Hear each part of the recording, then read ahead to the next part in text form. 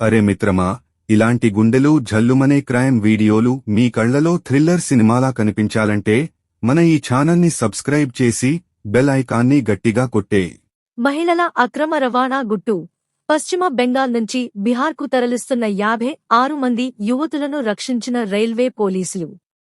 ఉత్తర బెంగాల్లోని new జల్పాగురి, new మాల్జపాట్ లో July 23, 2025న జరిగిన దారుణ సంఘటన సమాజాన్ని కలవరపరిచింది. పశ్చిమ బెంగాల్ నుంచి బిహార్కు తరలిస్తున్న Jaldapara capital express train నెం.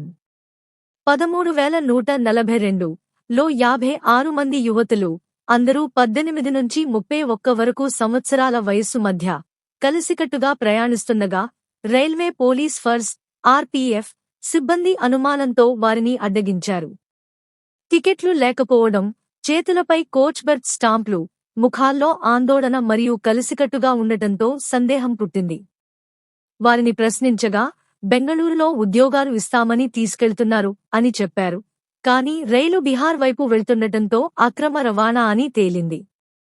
Railway పోలీసులు వారిని అక్కడికి అడ్డగించి తర్వాత బెంగాల్ పోలీసులకు అప్పగించారు. యువతులు అందరూ పశ్చిమ బెంగాల్లోని ముర్సిదాబాద్, మాల్దా, కోల్కతా, డార్జిలింగ్ వంటి ప్రాంతాలకు చెందినవారు. వారిని బెంగళూరులో ఫ్యాక్టరీల్లో ఉద్యోగాలు, మంచి జీతం అని మోసం చేసి తీసుకెళ్తున్నారని తెలిసింది. ఆ మహిళలు, పురుషుడు, సుపరి మధ్యవర్తులు యువతులను తీసుకెళ్తున్నారు. వారిని బిహార్లోని మోస్తపూర్, గయా వంటి ప్రాంతాలకు తరలించి లైంగిక దోపిడీకి గురిచేయాలని ప్లాన్లో భాగంగా ఉన్నారు. యువతులు అందరూ పేద కుటుంబాలకు చెందినవారు. వారి కుటుంబాలు వారిని రక్షించడానికి రైల్వే పోలీసులకు కృతజ్ఞతలు చెప్పారు.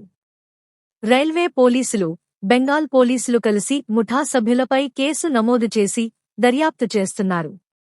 ఇలాంటి అక్రమ రవాణా గుట్టులు పశ్చిమ బెంగాల్, బిహార్ మధ్య తరచూ జరుగుతున్నాయి. ఇది మహిళలు, యువత భద్రతపై ప్రశ్నలు లేవనెత్తింది. అదనపు వివరాలు.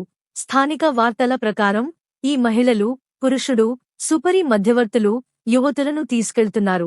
వారిని బిహార్లోని మోస్తపూర్, గయా వంటి ప్రాంతాలకు తరలించి లైంగిక దోపిడీకి గురిచేయాలని ప్లాన్లో భాగంగా ఉన్నారు. యువతులు అందరూ పేద కుటుంబాలకు చెందినవారు. వారి కుటుంబాలు వారిని రక్షించడానికి రైల్వే పోలీసులకు కృతజ్ఞతలు చెప్పారు.